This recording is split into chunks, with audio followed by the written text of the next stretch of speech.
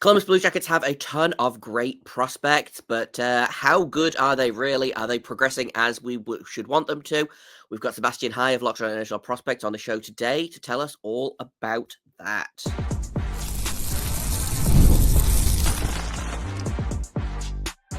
You're Locked On Blue Jackets, your daily podcast on the Columbus Blue Jackets, part of the Locked On Podcast Network, your team every day. Hello and welcome to Locked On Blue Jackets, part of the Locked On Podcast Network, your team every day. I am, as always, your host, Jay Foster, here to give you the good, the bad, and the ugly about your favourite team and mine, the Columbus Blue Jackets. Before we get things started, I want to thank everyone for making this your first or second listen of the day. We are free available on all podcast platforms as well as on YouTube. Now, we're carrying on. We had so much fun talking to Sebastian about William Whitelaw earlier today that we decided to just keep that going. So today we've got a bonus episode for you of checking in with some of the key Blue Jackets prospects. We're talking about Denton Mateychuk. We're talking about Luca Del Bel Belluz. We're talking about Gavin Brindley. Checking in with Jordan Dumais, and we're also talking about Luca Pinelli as well. So I'm just going to get right into my conversation with Sebastian about all of those guys. Sebastian High is back. We are talking about all of our favorite baby Blue Jackets today. We've got some Luca Del Bel Belluz chat. We've got some Denton Mateychuk chat.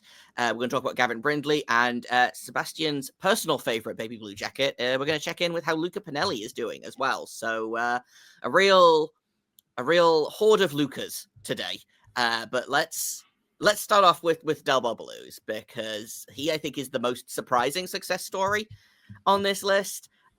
He has played 15 games with the Blue Jackets this season, has 2 goals, 8 assists, just a really fun story. Sean Monahan goes down with an injury. They call him up. I'm like, okay, he'll be around for a couple of games. He'll play 8 minutes a game, and then they'll send him back. Nope. Throw him in as the 2C, put him with Kent Johnson. Shockingly, it works great. How surprised are you by Luca Del Bel Belluz's kind of coming out party this season? I was more surprised by seeing how well he adjusted to the AHL than the NHL now. I think my shock came with that first adjustment of him just looking so comfortable in Cleveland, going back to last season as well. And his skating was always the big question mark for me, like it was for a lot of scouts I know that I've had conversations with about Del Bel Belluz going back to his draft year campaign. Like the intelligence, the stick handling, the goal scoring in tight in the offensive zone, the shot quality. These are all things that were definitely already notable strengths when he was a draft eligible the first time around.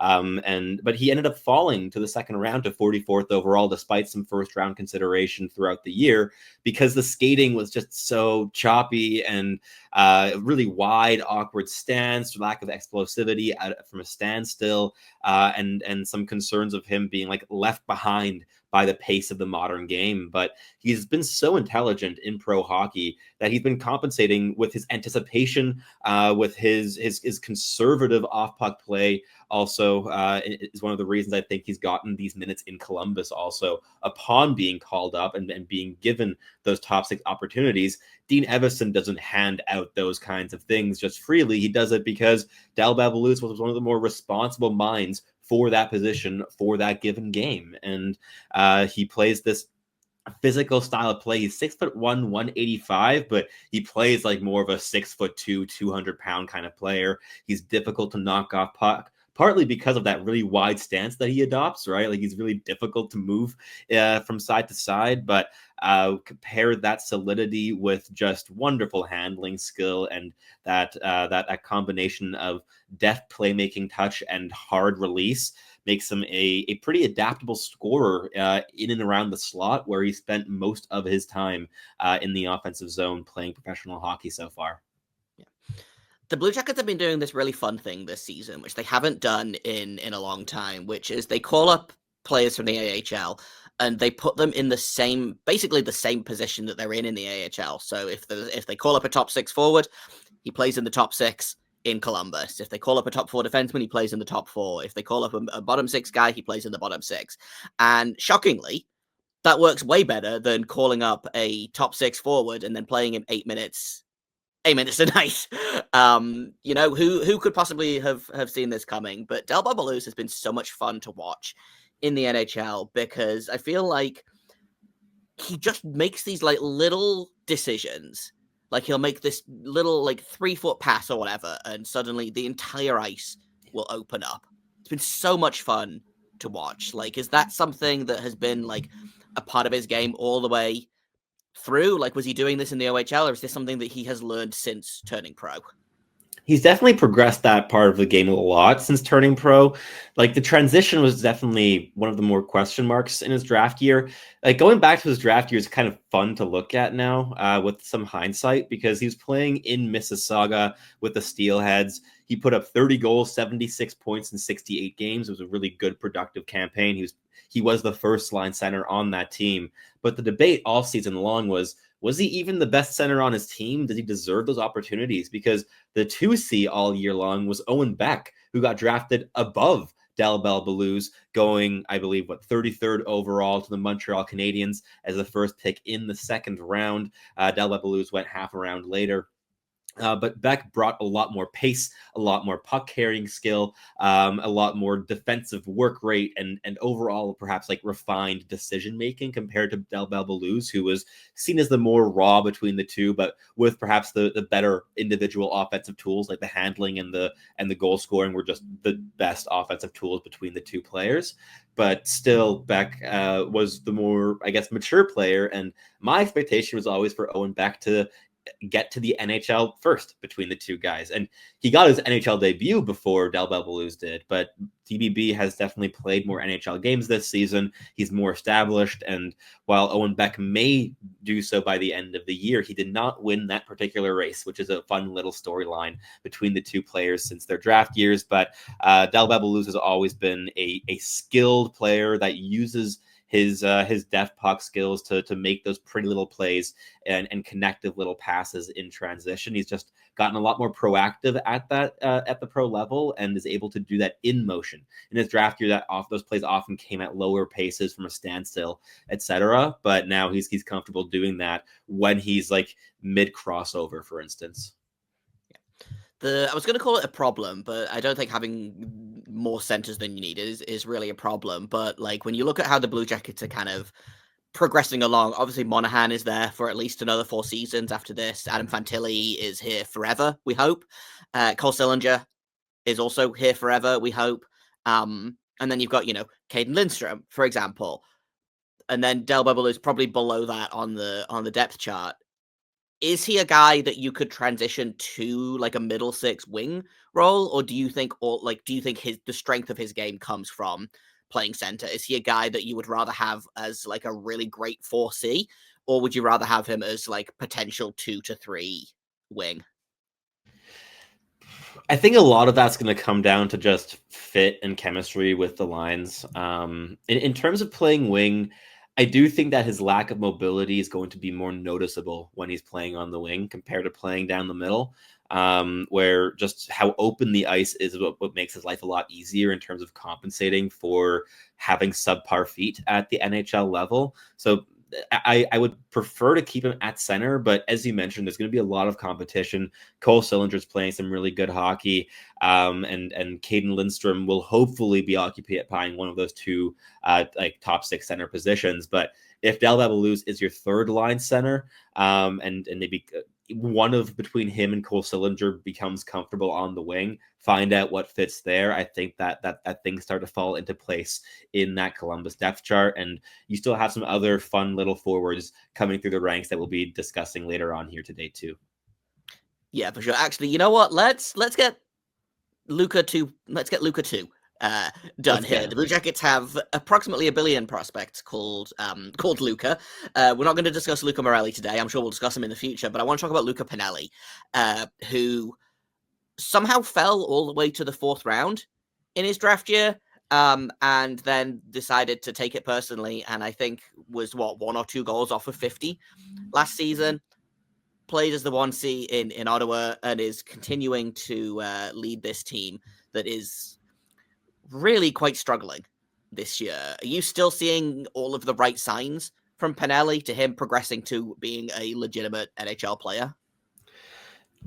I am. I do know that there are definitely other scouts that still have many doubts about this player, that still see him as a guy that's going to maybe be a really good scorer in the NHL, but in the AHL, but not be able to really like make that final jump to the NHL. So think of players like Charles Hudon, for instance, in previous seasons, of being like really, really good finishers at the AHL level, but that last little bit of pace missing in terms of just needing that one more puck touch than you get in the NHL to score their goals. So there is some doubt with Pinelli. I'm still an optimist for this player. I think that he has a really good work ethic. He thinks the game really well. He has a lot more pace, I think, than he's given credit for, and that shines through on the defensive side of things too.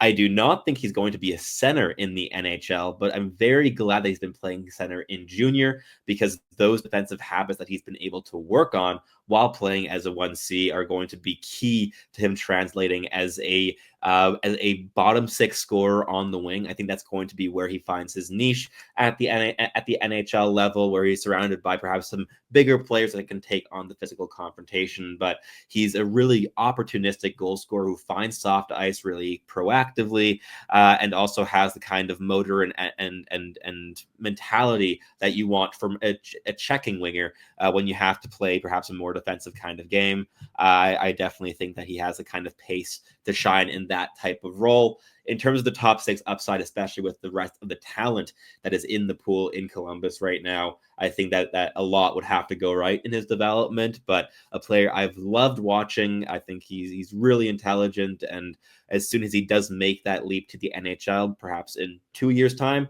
or so, maybe 3 years, that Columbus fans are also going to fall in love with him pretty quickly, with just how he is on the ice every single shift, night in, night out.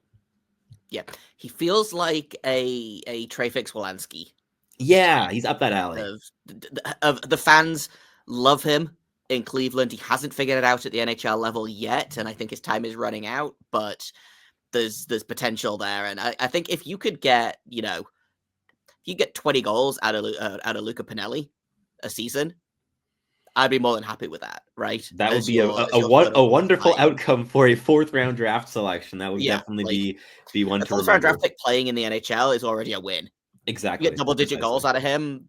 Yeah. Everything is fine and dandy. We've got more prospect stuff coming up in just a second, but first I've got to tell you all about Indeed. You just realized that your business needed to hire someone yesterday. How can you find amazing candidates fast? Easy. Just use Indeed. When it comes to hiring, Indeed is all you need. Stop struggling to get your job post seen on other sites. Indeed Sponsored Jobs puts your post at the top of the page and helps you reach the right candidates faster. I have only good things to say about Indeed. It's the only job site that I use when I am looking for a job, so I can only imagine it's the best one to use when you are also hiring. You can speed up your hiring process with a $75 sponsored job credit. Just go to Indeed.com/lockedon right now. Support our show by saying you heard about Indeed on this podcast. Terms and conditions apply. Hiring, Indeed is all you need. Let's talk a little bit about, I'm going to save Mateychuk for last, I think, because I think we're going to get stuck talking about him. Gavin Brindley broke his finger to start the season. His season starting was a little bit delayed, but since then, how has he been adapting to the pro level? Because he obviously hasn't been putting up the points, I think, that people were maybe expecting him to put up in the AHL, but when I've been able to catch Monsters games, he's noticeable. He's doing the right things. Like, is that, again, I only know enough about this kind of thing to make me dangerous, but are you kind of seeing promising signs in his game that he can play at a high pro level? Definitely. I mean, we've already seen him in the NHL in one game last season, right? And I watched that game. I thought he looked pretty decent in that performance, but it's definitely been a bit of a dry spell in the AHL for him. I mean, 0 points in his last 10 games.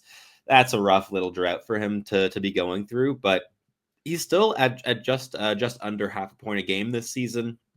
And the way that he plays, that like ceaseless intensity, the growing defensive intelligence and awareness, his scanning habits have come a long way since his draft year campaign, and also his ability to press the brakes a little bit rather than going 110% all the time. Being able to slow things down has also really diversified his rush attacking rather than just trying to beat with speed every single player. And when you jump to the NHL and you're trying to do that against, like, I don't know, the Matthias Ekholms of the world, you're gonna get completely like shepherded into the boards and nullified. But he's learning to bring a lot more types of delays into his rushes, cutting to the inside, using his body to also deceive defenders. He's become a lot more proactive in terms of how he's attacking. He's become a much more thoughtful type of attacker in that sense. But definitely a dry spell at the minute, but with that goal scoring ability, with the intensity defensively, and just being one of the best forecheckers in the AHL already, there's a lot to love in this player. And I think you could place him in the NHL right now as a fourth line checker, and he's going to deliver you good performances. In terms of the offense translating, he might need another season or two, but the mentality is definitely there with this player.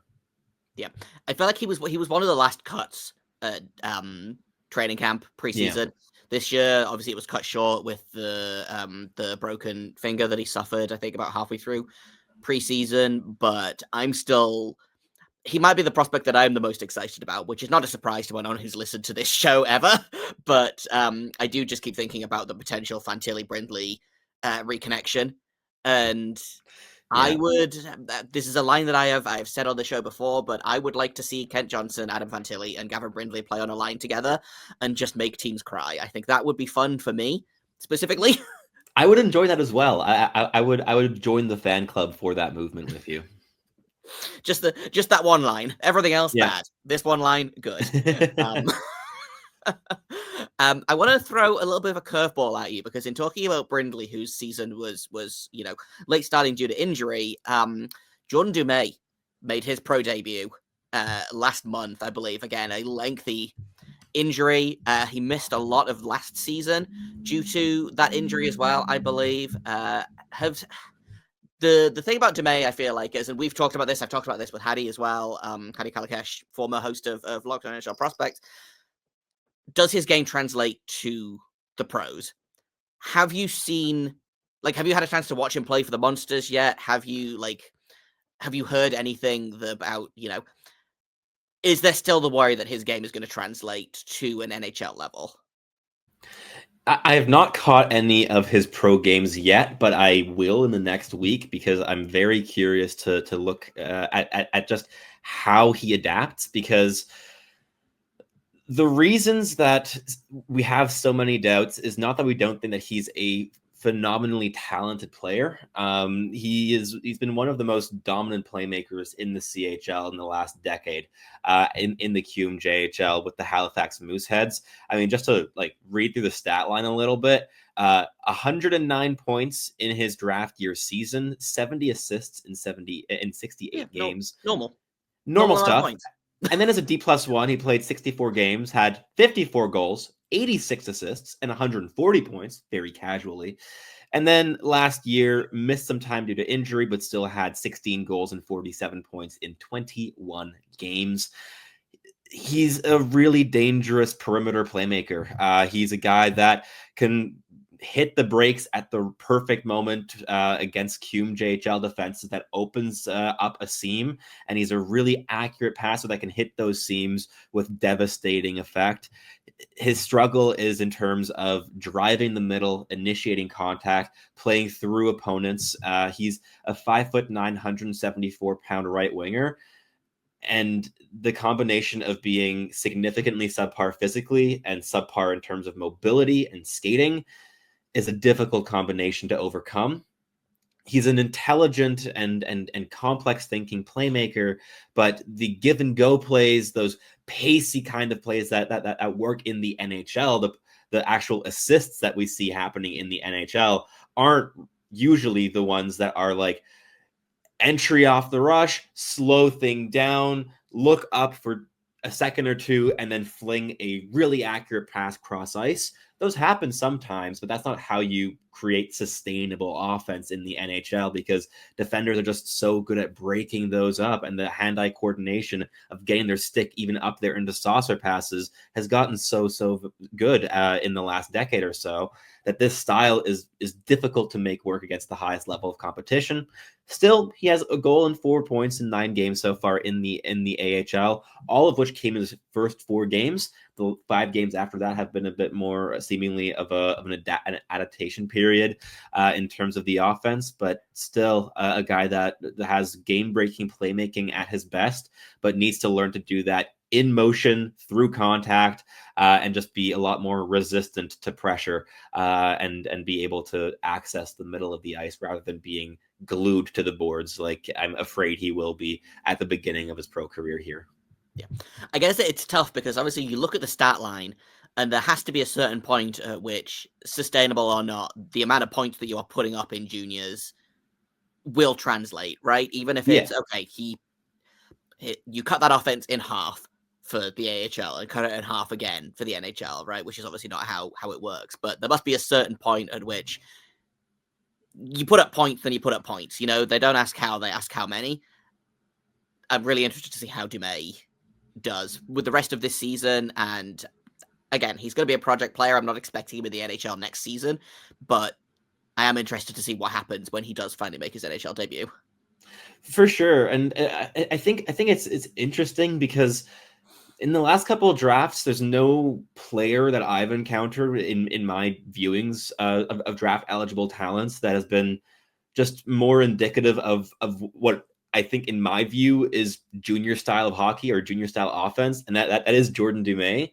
And I'm very curious because I think I'm going to learn a lot by whatever outcome happens with Dumais here, where personally I had a lot of doubts. Like, for me, 3rd round draft pick, I think in my estimation, I thought, sure, mid-round flyer, take a swing on the production, but there's just so many other question marks I had, and I don't think my opinions shifted all that much, but this season is, I think, going to offer me a little bit more insight of how he adapts, and then next season, of course, will carry a lot more weight where he can actually begin a campaign in the AHL and be settled heading into the season rather than adapting midway through here. Yeah, for sure. It's always going to be tough to, again, like, was injured for a lot of last season, was injured over the summer, injured through to training camp. So a full summer of training is probably not going to, almost definitely will not hurt him in any way, shape, or form, right? So it'll be interesting to see what happens next season. For sure. Let's talk about Denton Mateychuk, because I feel like we're going to get carried away here. He has been a revelation in the NHL so far this season. He was so close to making the cut out of training camp. So they sent him down to the AHL, which I was more than okay with. Let him play first line minutes or first pairing minutes in the AHL and let him cook, basically, right? Don't ruin his development the way that you started to ruin Juracek's. And it seems to have worked. He's up with the NHL right now. He's not putting up the points I think that many people thought that he would based on his scoring in the WHL, but he has been phenomenal for the Blue Jackets. And I know there was a lot of conversation in his draft year of who is the best WHL defenseman, because there was him, there was Owen Pickering, his cousin, and then a guy who I've forgotten the name of. There was like a third WHL defenseman who went in that kind of, maybe it was Kevin Kuczynski, actually. Like those 3 guys, there was a lot of conversation about like, okay, well, which one of those 3 guys is going to be the best? Mateychuk has been just so good. And am I biased because he's a Blue Jacket? Probably. But what are you seeing in his game? Fully agreed. I think between those 3, it's pretty clear to me at this stage, even though they've all seen some opportunities in the NHL. But Mateychuk's the one that I liked most on draft day. I mean, I think I had Kevin Korchinski ranked like 24th or 25th overall that year, and Pickering was around that same range, but Mateychuk was a clear top 10 piece for me. And I think that remains the case today as well. I don't think my valuations shifted too much because he's impressed me year upon year. He's expanded his game year after year.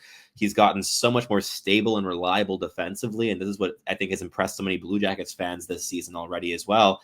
Against NHL competition, his ability to use his high-end feet and skating skill to just nullify chances in transition and really active stick. He's a really modern kind of defender who is able to suffocate guys off the rush, but is also able to hold his own on the cycle at the net front, play a bit more of a gritty game. I think there's definitely still some more physical runway for him to get stronger on his feet, to become maybe a little bit more defensively aggressive, but he's shown that ability this season as well. But still, just 2 penalty minutes in 20 games, he can dare to be a little bit more aggressive than he's been so far. But still, really great progression this season, and he's shown the elite offense in his game in the AHL. He's showing the high-end defensive ability in the NHL. And I think that the offense is going to bleed into his game as he gets more opportunities, as he plays more 20-minute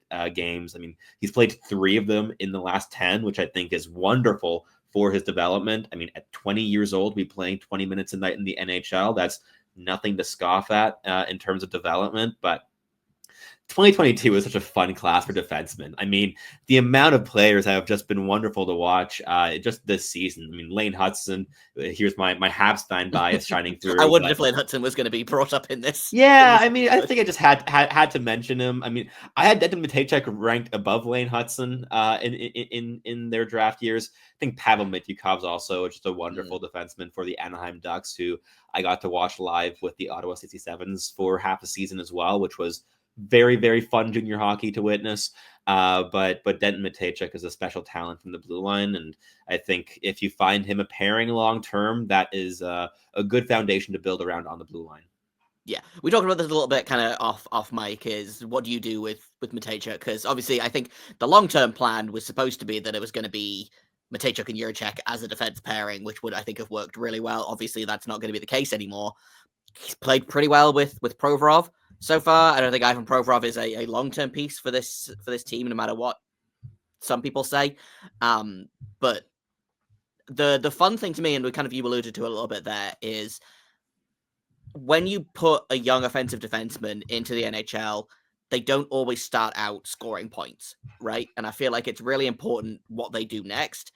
Mateychuk hasn't been putting up the points, but he seems to have just flipped and gone, oh, okay, well, I'm not scoring, so I'll make sure that no one else does as well. And watching his defensive game develop, which I don't think was ever going to be like a true strength of his, but he's been very, very good defensively for the Blue Jackets this season. And like you said, when the offense comes, having a 1-2 punch down the left side of Zach Werenski and then Denton Mateychuk is, I enjoy it a lot.